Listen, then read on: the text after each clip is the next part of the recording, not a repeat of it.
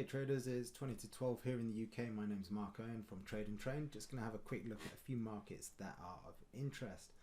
It's been pretty crazy out there this opening day and a half of the markets. We've seen oil overnight hit minus $37, meaning that people who actually had the contract for delivery in May were paying other people $37 to take that delivery off them.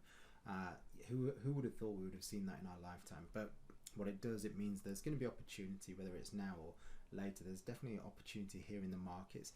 It's just being patient enough and waiting for those opportunities. So over the last day or so, we've seen dollar strength coming into the market, and we're testing this 100 area again on the dollar index. Question is, right now, we're going to see price breakthrough, or are we going to see some sort of correction moving from here and then price dropping back through down towards this 99.60 area as initial sort of point. Now obviously this is where rules come into place and being disciplined. You're looking for closers.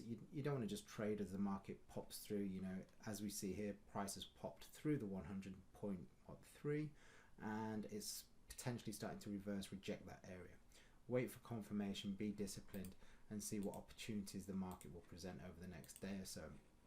Just moving up the time frames, we can see that look at this, the multiple rejections through this area, but based on the way the market has moved, we're in a little bit of a consolidation area here, and we've gone from creating new low down here to new high, higher low, lower high, higher low. So you've got this kind of triangle. I'm not drawing it exact, it's just so you can get a feel of what's happening. We're coming into basically a squeeze where we're either going to see the dollar strength resume and we're going to pop up back towards the 103, or we're going to break back down and trade back down towards 95. This is where patience comes in and discipline. New traders will generally be getting caught out in these periods because they'll be trying to trade any sort of impulse that they see and following a potential signal that isn't valid. So just going to look at the Dow Jones now. So this technically is setting up for potential further move to the downside. Got a nice rising wedge formation with a little bit of structure sitting through here at 23,150. But again, you don't want to get caught looking to short here. Look for the confirmation, let price break down, then look for some corrective pattern before price will continue to fall. We would be looking for targets in this region should price break down and push further underneath these lows.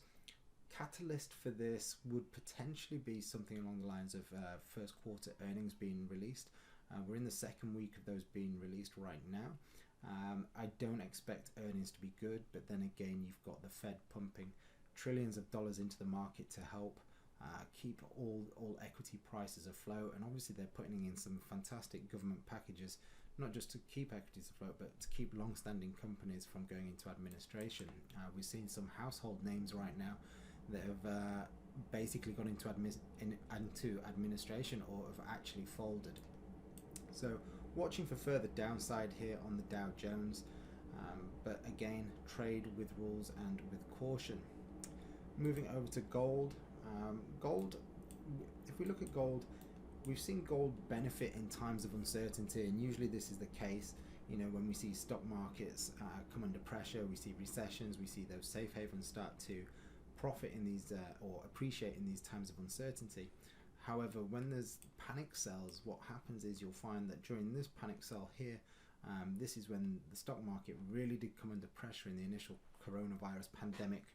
Sent the stock market spiraling out of control. You saw people selling their assets, physical gold, etc., to potentially cover any margin calls and alleviate certain pressures. So since then, we've seen gold rally back up towards the 1740, testing the 2012 highs.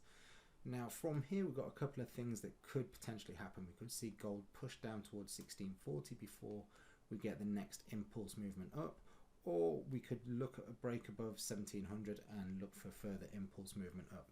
You can see as price corrected here, we formed this kind of little double top and then a correction. We've broken through, we formed another little double top and a correction. So we're going to see price repeat itself like this little formation here as it's doing right now. But again, this is where by holding a couple of these structure points in place and being disciplined, meeting your rules, This will decide whether we're looking for longs or shorts based on how the market plays around these current structure periods. Sentiment for this market is predominantly to the upside for longer term gains. Dollar CAD, this is another market that is looking rather tasty for further upside. Obviously the pressure of oil is adding to Canadian dollar's weakness, but also we've got the sentiment side that the US dollar is gaining strength. Based on the correction that we've seen here, and then price breaking out, and then we've gone into another little correction period here on a smaller time frame, and then price has broken out again, which I'm just going to show you. We're potentially now looking for price to pull back into a nice bit of structure, or a little correction period anyway, before price pushes back on towards that 146. There are three markets that we're focusing on. There are other markets of interest, but there are three that I wanted to highlight, and we could look at price pushing back up towards 145, potentially 146 on this particular market. If you did like the video that we've produced, please make sure you hit like, share and subscribe. That just means that every time we post a video, it's going to come straight to your inbox and you don't need to come looking at our channel. If you've got any questions about any content, please make sure you drop us an email to mark@tradeandtrain.com or hit us a question underneath in the comments box. Hope you're staying safe and keeping well under current climate, and we look forward to seeing you on our next video. Take care. Bye bye.